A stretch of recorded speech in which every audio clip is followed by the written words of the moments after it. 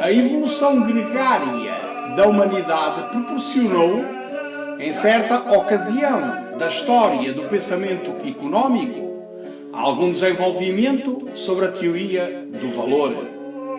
Foi assim com vários pensadores, como Adam Smith, David Ricardo e Karl Marx, que encaravam o trabalho humano como determinante do valor económico de uma mercadoria. Vivia-se numa época de escassez. Era a economia da escassez. Acreditava-se então que a oferta determinava a procura.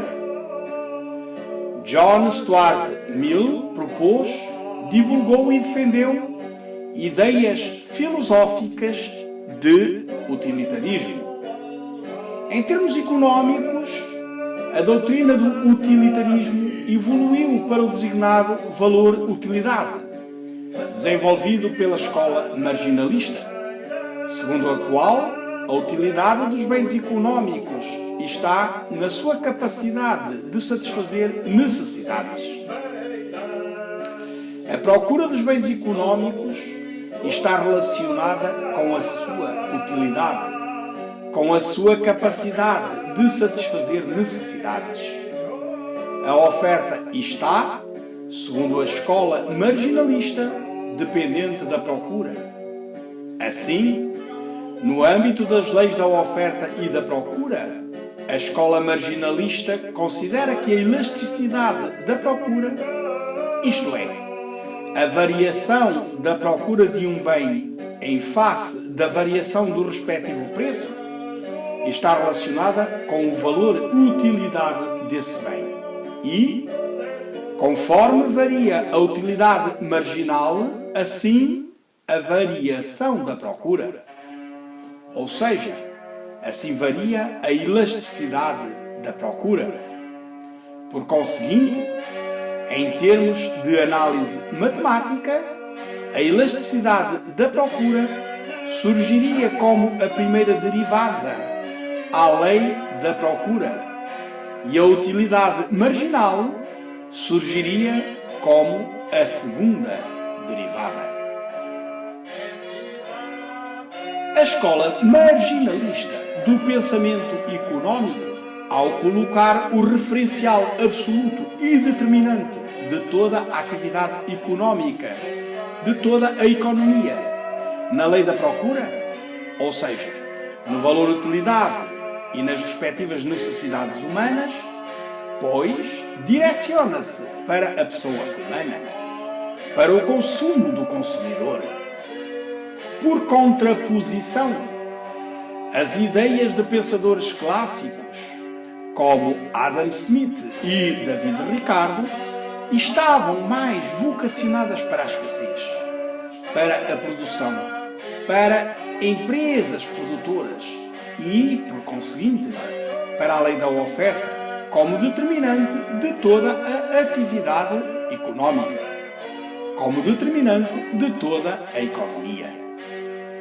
A estrutura do pensamento marginalista, tradicionalmente aplicada ao valor da utilidade marginal, também pode ser totalmente decalcada e, por analogia simétrica comparativa, absolutamente transposta com igual eficácia para o valor da escassez marginal.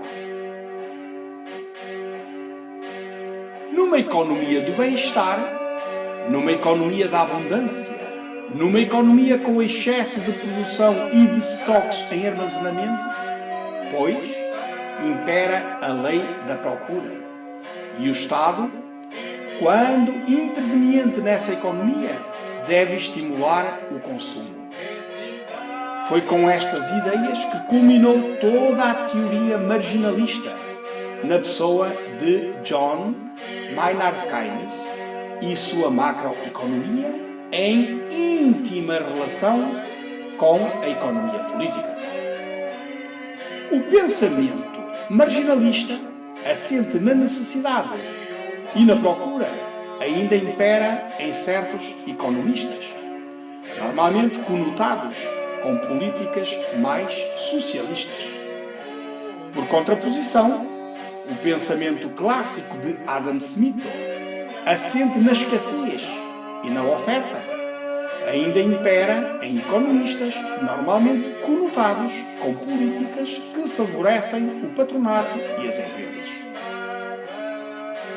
É muito importante salientar que qualquer bem económico, por definição, sempre escasso e necessário, tem indissociavelmente o dualismo das duas componentes. Por conseguinte, a produção e o consumo, a oferta e a procura.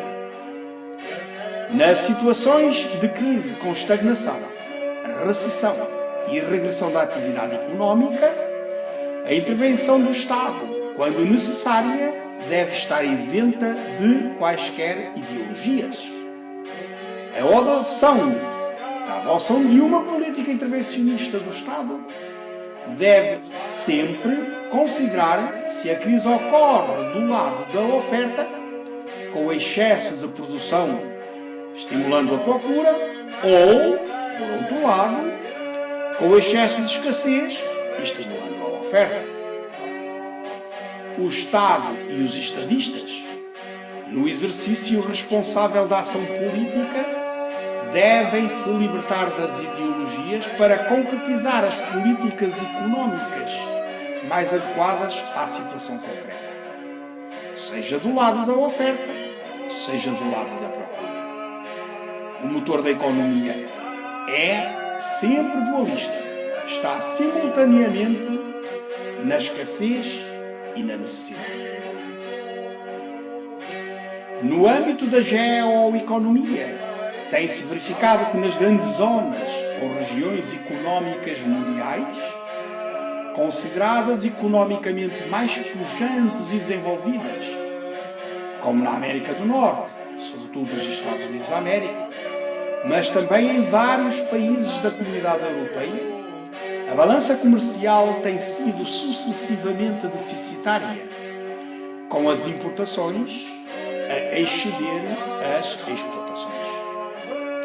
Algumas destas economias conseguem equilibrar a balança de pagamentos com malabarismos nas balanças de capitais e financeiras, transações correntes, assim como ajustes nas taxas de câmbio, entre tantas outras manipulações financeiras de natureza meramente especulativa. Porém, a economia real, a economia fundamental, centraliza-se na produção, distribuição e consumo de bens e serviços, não no setor financeiro. Qualquer economia com uma balança comercial cronicamente deficitária é uma economia doente que, a longo prazo, acabará por desaparecer ou ser tomada e dominada pelo exterior. Qualquer Estado intervencionista que promova o crescimento económico pelo lado da procura, ou seja, estimulando o consumo numa economia com déficit crónico de produção de bens e serviços e, por conseguinte, na balança comercial, está a promover a perda da própria soberania nacional. Numa economia com déficit da balança comercial, deve ser estimulada e promovida a promoção e não o consumo. Deve ser estimulada e promovida a oferta e não a procura. Por outro lado, quando há excesso de estoques em armazém, pois então sim, deve ser estimulada a procura e o consumo. Em qualquer economia de mercado, o aumento do número de consumidores reflete-se diretamente no aumento da procura e do consumo. Assim, economias comercialmente deficitárias, como os Estados Unidos da América e vários países europeus, deveriam restringir os fluxos migratórios, diminuindo a entrada de consumidores estrangeiros. Se a balança comercial é deficitária, pois, deveriam também ser colocadas barreiras alfandegárias, com taxas e impostos aduaneiros, de modo a restringir as importações. aumentando a produção com as respectivas exportações e consumo interno. As políticas monetárias devem ser cuidadosamente ajustadas, favorecendo o acesso ao crédito apenas para a atividade produtiva, inibindo o consumismo desenfreado. Estas e outras políticas protecionistas têm, ultimamente, estado a ser implementadas pelos Estados Unidos da América. Deveriam também ser seguidas pela Europa. Porém, na comunidade europeia, há países cuja produção excedentária pretendem exportar.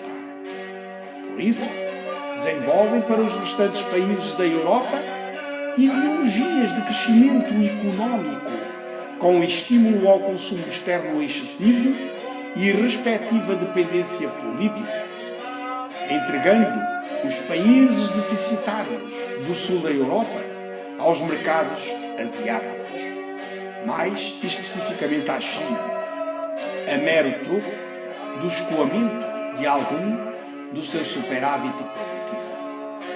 Este tipo de União Europeia não é igualitariamente justa para todos os países membros. Deve, pois, ser modificada. No âmbito da geopolítica geoestratégica, tem-se verificado que, enquanto as economias ocidentais desenvolvidas estão sucessivamente a diminuir as suas despesas militares, pois as economias asiáticas em ascensão, como a China e a Índia, estão paulatinamente a aumentar as respectivas despesas com armamento militar.